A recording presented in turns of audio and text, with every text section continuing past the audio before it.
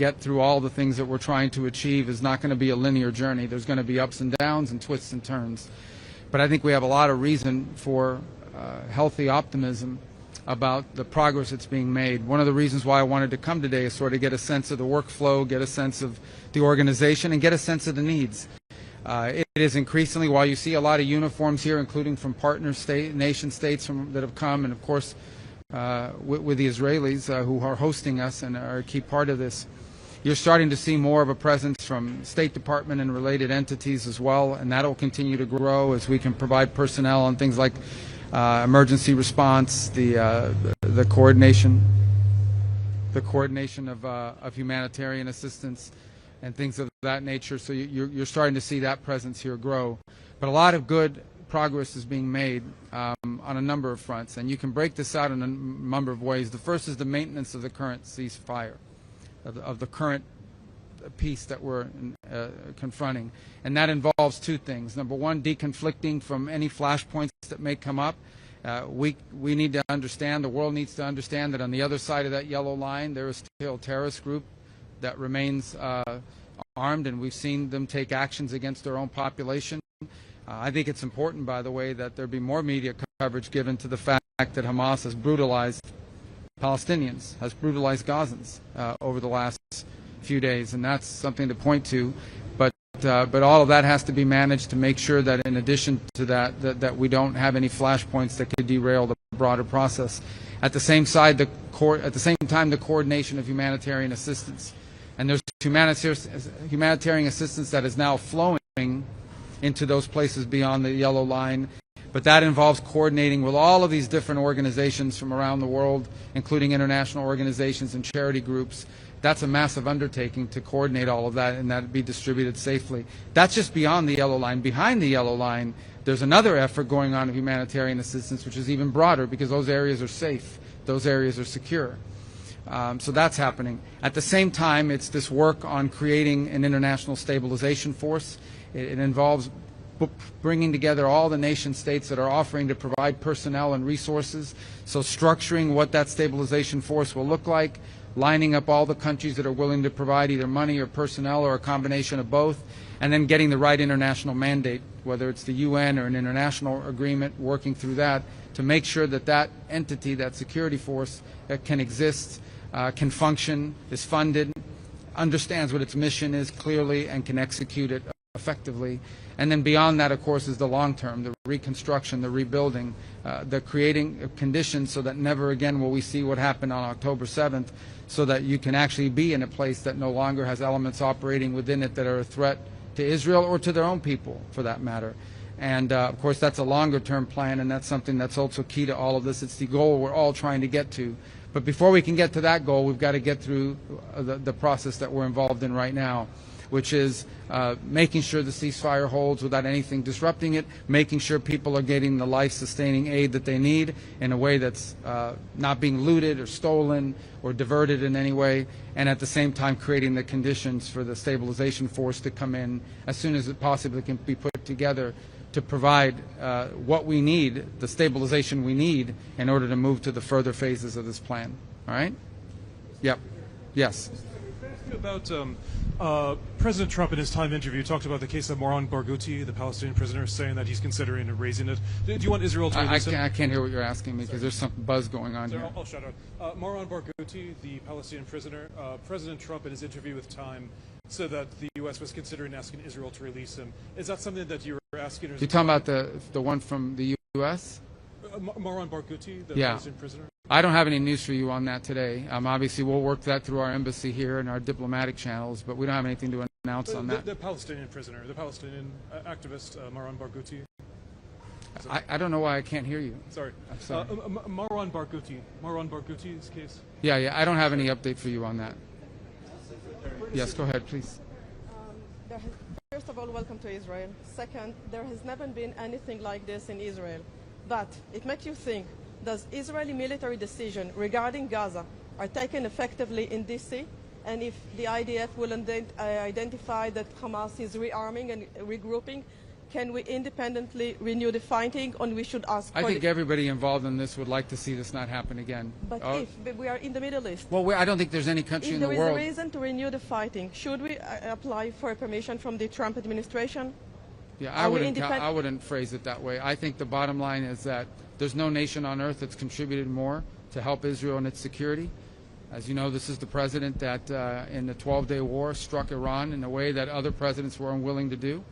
And that partnership will continue. We're very committed to Israel's security and supporting Israel. We're also very committed, and we think it's in Israel's long-term security, and I think our Israeli partners agree, to be able to have a Gaza that is no longer an operating space for a terrorist organization. That's why this plan calls for the demilitarization of Gaza, and that's what we're committed to. So, but I wouldn't phrase it the way your question asked it. I don't think this has to do anything with permission or anything of that nature. This has to do with basically we're all committed to making this plan work. There is no plan B. This is the best plan. It's the only plan. It's one that we think can succeed. It's one that we believe it's on the way to success, as impossible and unimaginable as it may have been. Remember, a month ago, 6 weeks ago, no one would have thought possible that you were going to get all the hostages out, and I know that we still have the remains of hostages. That has to happen. That's part of this, and we're very committed to making sure that happens. We are not going to stop pushing until all of that is, all the commitments that were made here are kept. And that includes the demilitarization of Gaza. Now, we're dealing with factors here. We're dealing with miles and miles of kilometers of tunnel networks. We're dealing with 2 decades of terrorist infrastructure. All that has to be confronted.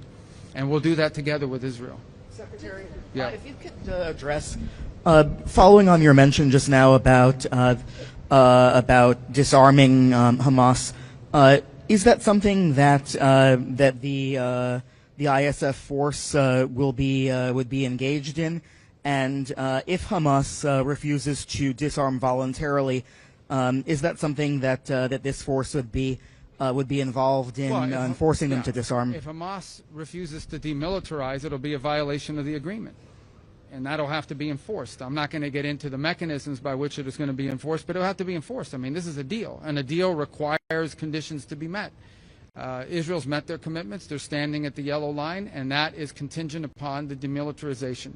So suffice it to say that we're also hopefully going to create conditions where Hamas won't have people, because there'll be ways. We want to see a Gaza where people can live without Hamas, where they have jobs, where they have prosperity, where they have opportunities. I'm not telling you that's going to be set up next week, okay? That's a long-term project.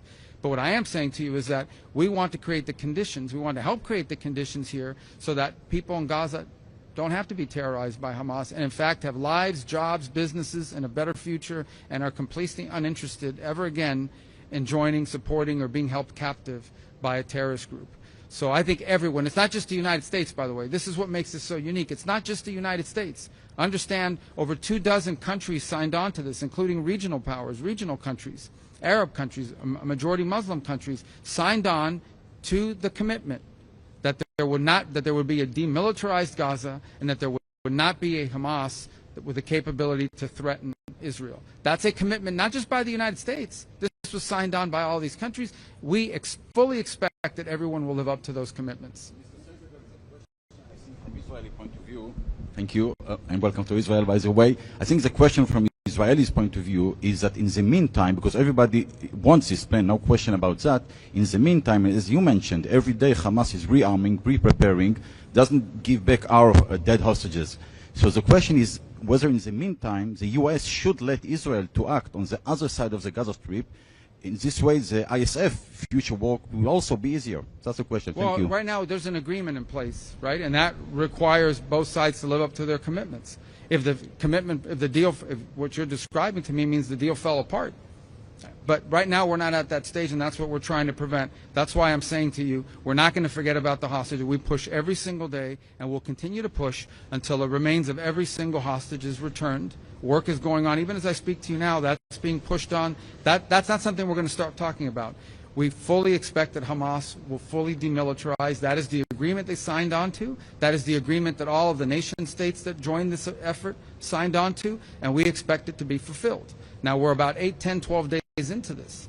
And the third point is we don't want to see any threats against Israel coming out of the areas that Hamas is currently still present in. And that won't be tolerated either. So the President's made that very clear, that if Hamas threatens Israel or fails to demilitarize, this will be taken care of. But that is what this whole effort is about, is making sure that all of those commitments are met on both sides. Yes. It says behind you actually in open source reporting that the U.S. accepted Israel's veto of Turkish forces and the ISF. Is that accurate? And can you provide any detail on that security force, how big it will be, who it will include, or any other? Well, we haven't formed that force yet, so there's still work going on. There's a lot of countries that are offered to do it. Obviously, as you put together this force, it'll have to be people that Israel's comfortable, or countries that Israel's comfortable with as well.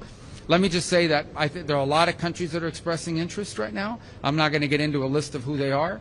I'm not going to get into a list of who's offered, who's been vetoed. We're not going to get into that. Suffice it to say that there are plenty of countries that have offered and are interested in participating. I also think it's fair to these countries they need to know what they're signing up for, which is why the work is ongoing to create what is the security force, what is their mandate, what is their command, under what authority are they going to be operating, who's going to be in charge of it, what is their job? I mean, how is it going to be resourced? How is it going to be sustained and paid for? What are the rules of engagement? There's a lot to work through. That's why there's all these people working in this building. So part of getting people to sign up is you have to tell them what they're signing up for. So, but I don't want to get into any who's being vetoed, who's not being allowed. Obviously, you know, every member of this force has to be someone who has capability and willingness, but also someone that everyone's comfortable with, including Israel. If I could... Right next to you stands the print of the Trump's 20-point plan, and as we can see in number 4, within 72 hours, Israel should take in all Israeli living and deceased hostages. Those 72 hours have passed a long time ago, and we're not seeing those hostages being returned fully. Is the U.S. doing enough for that? And my second question is, yes, the U.S. is doing more than anybody else is for that, and we're going to continue to do for that, and it's going to happen. The remains are going to be released. That's going to happen. And my second question is... And if it doesn't, then the deal got broken, but it's going to happen. And the second question is about the technocratic government that would rule Gaza, the Palestinian government. We're hearing from Hamas that they are part of the committee that forms this government. Does that not miss all the point of what we're doing here? Yeah, I think everyone talking about that is getting way ahead of themselves. There's a lot of work to be done here, and there's going to be some impediments along the way and things of this nature that people put out there. Suffice it to say that everyone that signed on to this plan, all of these other countries agreed, and everyone agreed that Hamas cannot govern and cannot be involved in governing the future of Gaza. Everyone's agreed to that. Okay, so that has to be part of this, but we're not at that stage yet. Remember, we are still at the stage, even as all that's being worked on, we're at the stage of just trying to maintain the ceasefire. We're trying to be at the stage of getting humanitarian assistance to flow. We're trying to get to the stage of ensuring that all the commitments made, including the hostages, are lived up to. We're still at that stage where we have to ensure that there are no threats against Israel emanating from Gaza, because there are still terrorists inside of Gaza, particularly behind that yellow or in front of that yellow line. So we're at that stage, and that's what everyone here is working on, even as we work on the other elements of the plan that you're outlining. This is a long-term plan.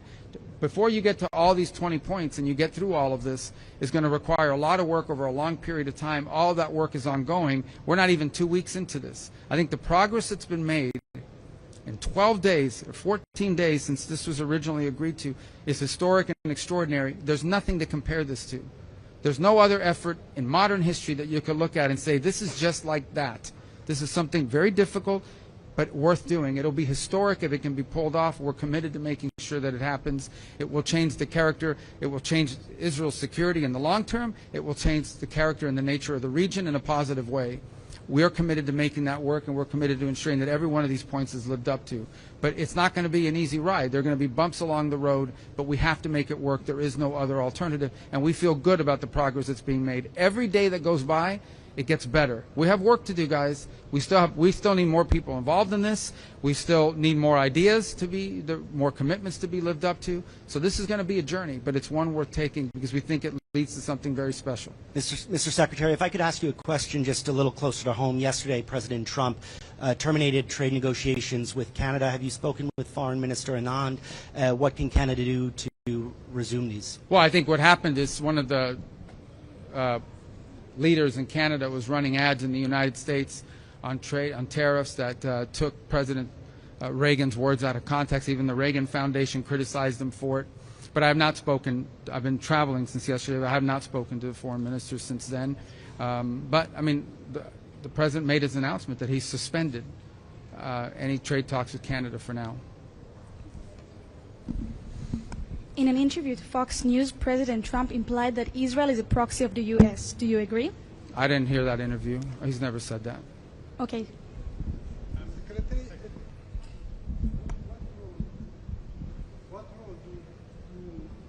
What role do the U.S. see for the Palestinian Authority in Gaza and the day after? You know, we've heard about a lot of plans that was done by the Palestinian Authority. The Palestinian Authority? Yeah, that's Mahmoud Abbas Authority. Yeah, look, again, I mean, obviously, you know, and I've expressed and we've expressed our concerns about the Palestinian Authority as it stands today. It's certainly in need of reform. As far as what role it's going to play in the future of Gaza, that's yet to be determined, if any role at all. We don't know. I mean, that's what's being worked on.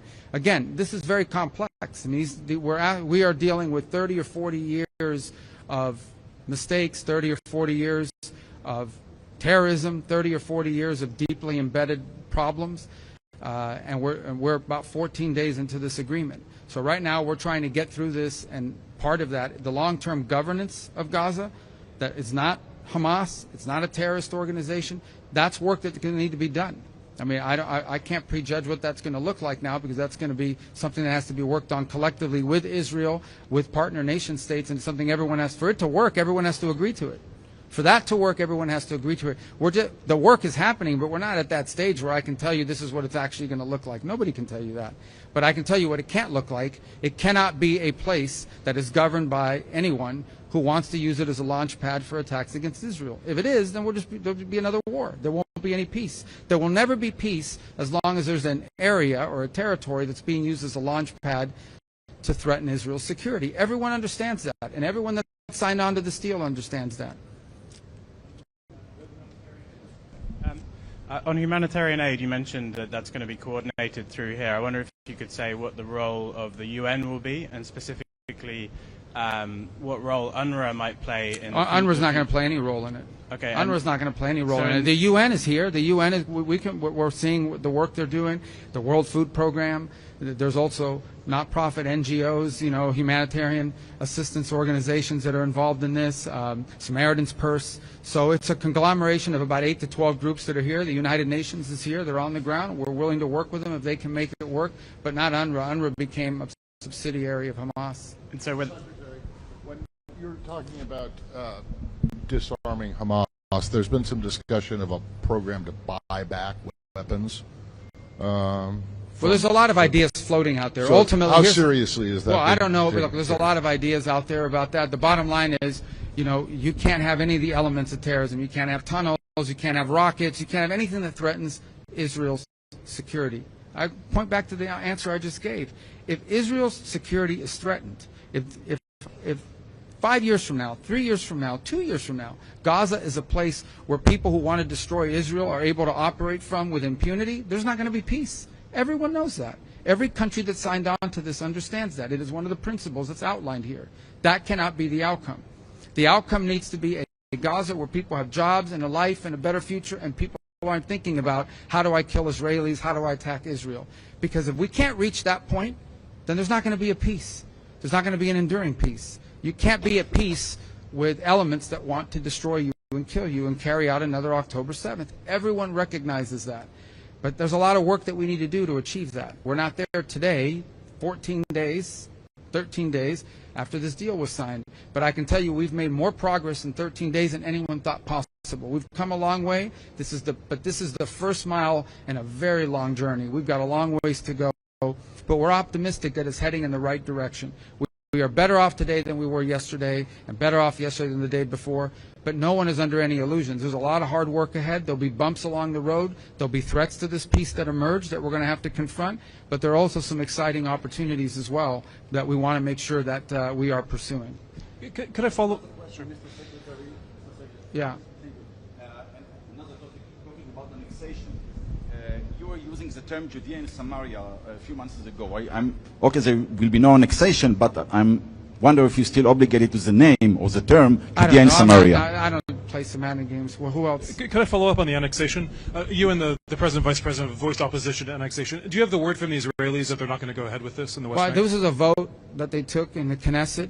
From what it was explained to me, it was elements that tried to use it to embarrass Netanyahu while the vice president was here. Suffice it to say, we don't think it's going to happen. And more importantly, it's not, from a legislative standpoint, structured in a way that could happen. But it would also threaten this whole process. I mean, we understand that, right? I mean, everyone has to understand if something like that were to happen right now, if that were to happen, a lot of the countries that are involved in working on this probably aren't going to want to be involved in this anymore. It's a threat to the peace process, and everybody knows it. But I'm not getting to the middle of Israeli politics. We're focused on peace and security. The what? What could we expect in terms of future normalization deals? After this ceasefire, we heard about Saudi Arabia, we heard about other countries. Is there anything you can tell to the Israeli people about the possible benefits of this deal? Well, I don't think I need to explain to the people of Israel the benefits of normalization with more countries, especially regional countries, some of whom were on track to do so before October 7th happened, and we were close. So I think you look at the Abraham Accords, we'll be very open about the fact that we'd like to expand it and add more countries to that. And we see this as mutually beneficial. It's not just beneficial for Israel, it's beneficial for these countries. We have a lot of countries that want to join, that have expressed interest in joining and want to join. So I think that would be great, and I think that could be a byproduct of achieving some of this. And well, I'm not going to mention the countries' names because it's up to them to announce it. They're going to say, I announce them here, and they're going to then maybe they haven't even talked to their own people about it yet. But I think we know who some of them are, right? We know who some of them are, and we think it would be great. There's some bigger than others, but we'd like to have as many members of the Abraham Accords as possible.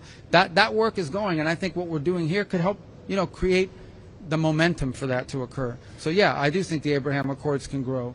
I think there's some countries you could probably add right now if we wanted to, but we want to do a big thing about it, and so we're working on it. But believe me, that we have a whole unit at the State Department that works on that. Problem is, some of them are here working on this now, but they can work on two things at once. If I what could else? follow I got a up on couple the more. ISF, Mr. Yeah? Secretary, is it the U.S.'s intent to deploy the ISF as a UN peacekeeping force under a UN Security Council? We haven't resolution? decided. Maybe. We don't know. I mean, we're maybe one route. The problem is that some of these countries can't participate in this unless they have a mandate from the UN, as an example. So maybe it'll be a UN resolution. That's one route. We could have an international agreement as well. We're working through that. I mean, we'll find the right formula to do it. It may be the UN. We're working on some language on that now that hopefully will be in place. It may be another way to do it, but we will need something because some of these countries, by their own laws, can't participate in these efforts unless they have some sort of international mandate or flag that they're under. All right, I got time for one more. There's been a series of settler attacks against a village full of American citizens in the West Bank called Termasaya. I was just wondering if you had seen any of the videos of these attacks. I'm aware of the incidents, and I've seen, I mean, not recently, I've seen them, some of the ones that have been posted and some of the things on social media. Our embassy has worked on that topic and has expressed the U.S. opinion to the government.